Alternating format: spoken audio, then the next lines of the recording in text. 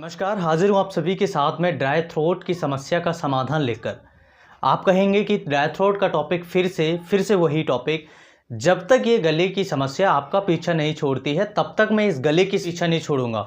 जब तक ये गले की समस्या, ड्राई थ्रोट, गले में कुछ अटकना या गले में दर्द रहना, ये समस्या जब तक आपका पीछा नहीं छोड़ेगी तब तक मैं इस गले का पीछा नहीं छोड़ूंगा। मैं हर कठिन समय में, हर परिस्थिति में आपके साथ खड़ा हूँ। किसी न किसी तरह से, किसी न किसी ट्रीटमेंट से, किसी न किसी होम रेमेडी से आपको गले की समस्या से समाधान दिलाकर ही रहूँगा। चाहे मुझे इसके ऊपर कितने भी टॉपिक क्यों ना बनाने पड़े, लेकिन आपके साथ ये टॉपिक बनाता रहूँगा। और जब तक ये कमेंट आना मुझे बंद नहीं होते, थ्रोट की समस्या सर, गले की समस्या सर, गले में कुछ अटकना, गले में कुछ फंसा हुआ लगना, गले में दर्द रहना, टॉन्सिलाइटिस जैसी समस्या आना, सलाइवा कम बन रहा है, ड्राई थ्रोट हो रहा है, छाले हो रहे हैं, ये समस्या के कमेंट्स जब तक मुझे आना बंद नहीं होंगे, मैं तब तक ये कमेंट्स के ऊपर वीडियोस बनाता रहूँगा। और ये गले का जब तक पीछा नहीं छोड़ूंगा जब तक आपके समस्या का समाधान नहीं हो जाता है। तो आज की इस वीडियो में कुछ ऐसी चीज़ें हम समझेंगे ड्राई थ्रोट से संबंधित। जैसे ड्राई थ्रोट होता क्या है? ड्राई थ्रोट यानी कि जो हमारे म्यूकस मेम्ब्रेन है उसका सूख जाना। अब इसके सूखने के कई सारे कारण होते हैं। सूखने के क्या क्या कारण होते हैं? जैसे कि एलर्जी, अगर किसी मरीज को एलर्जी हो जाती है, उसके कारण भी कई मरीज ऐसे होते हैं जिनको ड्राई थ्रोट की समस्या आ जाती है, गले में उनको सूखापन लगता है या फिर उनका सलाइवा कम बनता है। ऐसी सिचुएशन आ जाती है जिनको लंबे समय से एलर्जी है। अब एलर्जी कई प्रकार की, जैसे डस्ट से एलर्जी होना, एनिमल्स यानी कुत्ते, जानवर, बिल्ली से एलर्जी होना। कई ऐसे लोग होते हैं खाने पीने की चीज़ों से एलर्जी होना, दूध से एलर्जी होना, फल फ्रूट्स। कई ऐसे लोग होते हैं जिनको मिर्ची से, अलग अलग प्रकार के प्रोडक्ट से एलर्जी होती है। तो ऐसी कंडीशन में आपको ड्राई थ्रोट की समस्या हो सकती है। इसके अलावा कम पानी पीना यानी कि डिहाइड्रेशन। अगर किसी को डिहाइड्रेशन की समस्या होगी तो आपके शरीर में पानी की मात्रा कम हो जाएगी। पानी की मात्रा को पहचानने के लिए, यानी कि कैसे पहचानेंगे हमारे शरीर में पानी की कमी है? अगर किसी का पेशाब पीला आ रहा है और बदबू आ रहा है पेशाब में, इसके साथ में पेशाब वो मरीज़ केवल 2 या 3 बार जा रहा है पूरे दिन में, तो हो सकता है उस मरीज को शरीर में पानी की कमी हो, जिसे हम डिहाइड्रेशन कहते हैं। डिहाइड्रेशन 2-3 तरीके से हो जाता है। किसी को अगर दस्त लग जाए बहुत तेज़ तो उसको डिहाइड्रेशन हो जाएगा, क्योंकि पानी की कमी आ जाएगी। अगर किसी को उल्टियाँ होने लगें और वो उल्टियाँ लंबे समय से नहीं रुक रही हो, तब भी उस मरीज को डिहाइड्रेशन हो जाएगा। इसके अलावा अगर कोई मरीज ओरल ही नहीं ले रहा है तो ऐसी कंडीशन में भी उसको डिहाइड्रेशन हो जाएगा। लेकिन कई ऐसे मरीज होते हैं जिनको डायबिटीज़ के अंदर ये समस्या आ जाती है, क्योंकि वो डायबिटीज़ में बहुत ज़्यादा पेशाब जाते हैं और वो प्रॉपर तरीके से पानी नहीं पी पाते हैं। तो नॉर्मली आपको एक दिन में कम से कम 2 से 3 लीटर, इवन 3 से 4 लीटर पानी आपको हर हालत में पीना ही है। 2 लीटर से कम नहीं होना चाहिए। उसके बाद में चाहे 3 लीटर पी सकें आप या 4 लीटर पी सकें, 5 लीटर से ज़्यादा ना पिए। या फिर अपने डॉक्टर से कंसल्ट करें कि मुझे कितना पानी पीना चाहिए। अगर कोई किडनी का पेशेंट है, हार्ट का पेशेंट है, तो ऐसी कंडीशन में उस मरीज को अपने डॉक्टर की सलाह के अनुसार ही पानी का सेवन करना चाहिए, क्योंकि हार्ट के मरीज में, किडनी के मरीज में पानी थोड़ा सा गड़बड़ बैलेंस कर सकता है।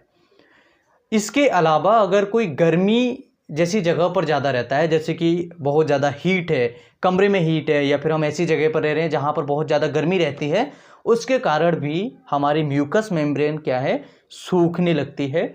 उसके साथ में हमें ये सिम्टम्स देखने को लगेंगे, जैसे हम थोड़ा बहुत सलाइवा अगर बन रहा है, थोड़ा बहुत थूक अगर बन रहा है, तो अगर हम उसे निगलेंगे तो हमें अटका हुआ जैसा महसूस होने लगता है। इसके अलावा साइकोजेनिक का मतलब होता है कि मरीज को किसी भी प्रकार की बीमारी नहीं है, लेकिन उसका दिमाग में डर बैठ गया है। किसी भी चीज़ का डर हो, किसी बीमारी का डर हो, या किसी इवेंट्स को देखना, कोई ऐसी घटना देखी उससे डर बैठ गया हो। तो अलग अलग कंडीशंस में अलग अलग बीमारियां डर के बैठने की वजह से एक आम इंसान को, एक आम आदमी को आ सकती हैं। तो ये हो गया डर की वजह से, जिसे हम साइकोजेनिक कहते हैं। साइकोजेनिक एक खांसी भी होती है, कफ होता है, जिसे हम दिमागी खांसी कहते हैं। हॉकिंग टाइप का सिम्टम्स देखने को मिलता है। इसके अलावा अगर किसी मरीज को फेफड़ों में थोड़ा बहुत इन्फेक्शन हो जाए, फेफड़ों में इन्फेक्शन यानी कि पहले इन्फेक्शन गले में होगा और ये इन्फेक्शन धीरे धीरे नीचे आपके फेफड़ों तक चला जाता है और इसमें एक प्रकार की आवाज़ आती है जिसे हम व्हीजिंग साउंड कहते हैं। व्हीजिंग साउंड अगर आप नहीं जानते हैं तो मैं आपको बता देता हूँ। जैसे कोई भी मरीज अगर खांसता है तो इस प्रकार की सांस आएगी, उसको सांस में आवाज़ आएगी, या फिर खांसते समय आवाज़ आएगी। ये जो आवाज़ आपको सुनाई दे रही है इसे व्हीजिंग साउंड्स कहते हैं। व्हीजिंग साउंड्स हमारे शरीर में हमारे लंग्स के द्वारा तभी निकलती है जब जो हमारा एयरवे होता है वो सकरा हो जाता है। जो पाइपलाइन है हमारे हवा की वो थोड़ी सकरी हो जाती है। ऐसी कंडीशन में व्हीजिंग साउंड्स हमें सुनाई देने के चांसेस होते हैं। इसके अलावा अगर कोई मरीज़ मुंह खोल के सोता है, यानी कि ओपन माउथ करके सोता है, जो रात में जिनको खर्राटे भी बहुत आते हैं ऐसे मरीजों को, और ऐसे मरीजों के मुंह से बदबू आने के बहुत ज़्यादा आसार होते हैं। अगर ये मरीज अपनी आदतों को नहीं सुधारते हैं तो इन मरीजों को लंबे समय तक आलस रहने की समस्या बनी रहती है और उन मरीजों की प्रॉपर तरीके से नींद भी पूरी नहीं हो पाती है, जिसके कारण उनके दिमागी बीमारियां या फिर अन्य प्रकार की बीमारियां भी जन्म लेने लगती हैं।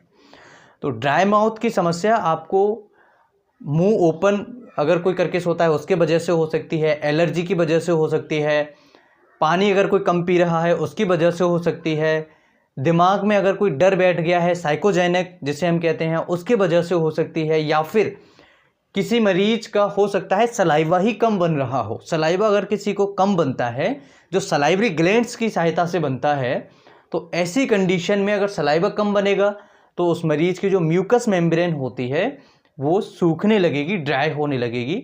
तब हमें ड्राई थ्रोट का सामना करना पड़ सकता है, इवन ड्राई माउथ का भी सामना करना पड़ सकता है। अगर किसी को नाक की जो ग्लैंड्स होती हैं, गले की जो ग्लैंड्स होती हैं, वो अगर प्रॉपर तरीके से सही से म्यूकस ना बना पाएँ तो ऐसी कंडीशन में भी हमें ड्राई थ्रोट की समस्या हो सकती है। इसके अलावा कुछ और भी कारण हम समझ लेते हैं, जैसे कि कॉमन कोल्ड होना। कॉमन कोल्ड में भी कई मरीजों को ड्राई थ्रोट की समस्या हो सकती है, लेकिन कॉमन कोल्ड और फ्लू में डिफरेंस क्या होता है? जो फ्लू का मरीज़ होता है उसमें चिल, ठंड लग के थोड़ा सा बुखार आता है, और जो कॉमन कोल्ड का बुखार होता है उसमें ठंड नहीं लगेगी, उसको फीवर हाई भी हो सकता है, कम भी हो सकता है, और बुखार कई मरीजों को आता भी है कॉमन कोल्ड में और कई मरीजों को नहीं भी आता है। डिफरेंस केवल यहाँ पर ये करना है कि अगर फ्लू का पेशेंट है तो उसको ठंड लगेगी और कॉमन कोल्ड का पेशेंट है उसे ठंड नहीं लगती है। फिर ये डिपेंड करता है कि केस कौन सा है। इसके अलावा अगर कोई मरीज को स्ट्रेप्टोकोकल टाइप का इन्फेक्शन है, थ्रोट इन्फेक्शन हो जाता है, स्ट्रेप्टोकोकस की वजह से एक कीटाणु होता है उसके वजह से हो जाता है। अगर मरीज को वो समस्या है, स्ट्रेप्टोकोकल थ्रोट की समस्या है इन्फेक्शन की, तो उसके कारण भी ये थ्रोट ड्राई होने की समस्या हमें देखने को मिल सकती है। इसके अलावा अगर कोई मरीज़ मेडिसिन ले रहा है, अलग अलग प्रकार की दवाइयाँ अगर किसी मरीज़ की चल रही है, जैसे डायबिटीज़ की दवाई है या किसी मरीज़ को हाइपरटेंशन की दवाई है, तो उसका गला सूख सकता है, उसको प्यास ज़्यादा लग सकती है। ऐसी कंडीशन भी मरीज़ को हो सकती है। इसके अलावा ज़्यादा बोलने वाले लोग जो ज़्यादा बोलते हैं, बड़र बड़र बड़र बड़र करते रहते हैं, ऐसे मरीजों में भी ड्राई थ्रोट की समस्या हो सकती है। जो मरीज़ टबैको, स्मोकिंग, एल्कोहल का सेवन करते हैं, ऐसे लोगों में भी ये समस्या का सामना उनको करना पड़ सकता है। तो ये सबसे अच्छा और सबसे सुविधाजनक जो ट्रीटमेंट मैं आपको बताऊंगा वो यहाँ पर आपको एक चीज़ याद रखनी है, मुलेठी लेना है। मुलेठी का सेवन आपको कैसे करना है? एक छोटा सा टुकड़ा लीजिएगा। छोटा सा टुकड़ा लेने के बाद, जैसे 1 इंच का टुकड़ा, इसे आप दिन में 2 बार चबा सकते हैं, सुबह और शाम को। नॉर्मल आपको चबाते रहना है, कम से कम 15-20 मिनट के लिए इसे चबाते रहें, जिससे आपका सलाइवा स्टिमुलेट होगा, सलाइवा ज़्यादा बनेगा और आपकी समस्या धीरे धीरे ठीक होने लगेगी। मुलेठी के वजह से आपकी काफ़ी सारी बीमारियां ख़त्म हो जाएंगी। फेफड़ों से संबंधित इन्फेक्शन, शरीर में कोई अदर इन्फेक्शन होगा वो भी ख़त्म होने के चांसेस होते हैं। किसी मरीज को गले में कुछ अटका हुआ जैसा लग रहा है, उसमें भी मरीज को आराम मिल जाता है। तो मुलेठी का आप उपयोग कर सकते हैं। इसके अलावा कुछ जनरल हाइजीन्स आपको ध्यान रखनी होंगी, जैसे कि अगर किसी को एलर्जी की वजह से है तो एलर्जी का ट्रीटमेंट कराएं, अगर किसी को स्ट्रेप्टोकोकल थ्रोट इन्फेक्शन है तो उसका इलाज कराएं, या फिर जिस चीज़ से आपको एलर्जी है तो उससे बचने का कोशिश करें। और इस तरह से आप अपने कुछ सावधानियां रखने के साथ में इस चीज़ से, इस बीमारी से बच सकते हैं। इसके अलावा पानी आपको प्रचुर मात्रा में पीना है, पूरी तरह से आप हाइड्रेटेड रहें, यानी कि आपका पेशाब कम से कम दिन में 6-7 बार आपको आना चाहिए और ये पेशाब आपका वाइट आना चाहिए, बिल्कुल सफ़ेद आना चाहिए। तो आपकी समस्या आप समझेंगे कि किडनी हमारी हेल्दी है, हम जो पानी पी रहे हैं ये बिल्कुल नॉर्मल पी रहे हैं। इसके अलावा अगर किसी मरीज़ को ज़्यादा समस्या है, जैसे निगलते समय बहुत ज़्यादा दर्द हो रहा है, बहुत ज़्यादा समस्या है, तो ऐसे मरीज़ को तुरंत डॉक्टर से मिलना चाहिए। अगर किसी मरीज़ को बुखार 100 से ऊपर जा रहा है, 100.4 से ऊपर जा रहा है, तो उसको तुरंत डॉक्टर से मिलना चाहिए। जिन मरीज़ों को सांस लेने में बहुत ज़्यादा तकलीफ़ होती है उनको डॉक्टर से मिलना चाहिए। जिन मरीज़ों को समस्या बैठे बैठे भी हो रही है, घबराहट बेचैनी हो रही है, उनका अचानक से ब्लड प्रेशर बहुत ज़्यादा बढ़ जाता है या उनके अचानक से पल्स रेट 150 तक चली जाती है, तो ऐसे लोगों को भी डॉक्टर से मिलना चाहिए। जिनका सैचुरेशन रेट 90 से नीचे आ रहा है, रेगुलर चेकअप करने पर, जैसे अभी चेक किया, शाम को भी चेक किया, सुबह भी चेक किया, और जो 90 से नीचे आ रहा है तो उन्हें एक बार डॉक्टर से ज़रूर कंसल्ट करना चाहिए। तो यहाँ पर जो ट्रीटमेंट है बिल्कुल आसान ट्रीटमेंट। ड्राई थ्रोट के लिए कुछ आपको पानी हाइड्रेटेड रहना है, पानी प्रचुर मात्रा में पीना है, थोड़े थोड़े समय में पानी पिएं जिससे आपकी बॉडी में जो म्यूकस मेम्ब्रेन है वो गीली रहे, सलाइवा जिससे अच्छा बनेगा। मुलेठी का आप सेवन कर सकते हैं या फिर आप च्युइंगम वगैरह चबा सकते हैं, च्युइंग कर सकते हैं, जिससे आपके अंदर सलाइवा का सीक्रेशन ज़्यादा होगा।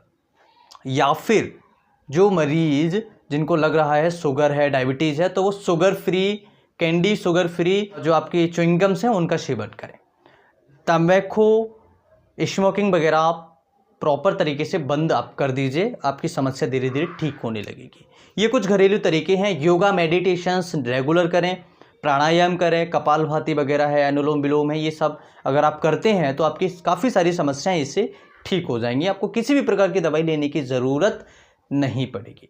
मैं उम्मीद करता हूं कि आज के इस वीडियो से आप बहुत कुछ सीखे होंगे। इस वीडियो को देखने के बाद आप कोई अदर वीडियोज़ नहीं देखेंगे और आप कंफ्यूज नहीं होना है, किसी भी वीडियोस को देख के ज़्यादा कंफ्यूज नहीं होना है। ये बीमारी कोई बड़ी बीमारी नहीं है। अगर बहुत ज़्यादा समस्या है तभी डॉक्टर से मिलें, बाकी आप घरेलू ट्रीटमेंट से आप इसे ठीक कर सकते हैं। मैं उम्मीद करता हूँ ये वीडियो आप सभी के लिए इन्फॉर्मेटिव, हेल्पफुल रहा होगा। वीडियो अच्छा लगे तो लाइक एंड शेयर करें। इसी तरह की और अधिक वीडियोज़ देखने के लिए हमारे चैनल को सब्सक्राइब करें।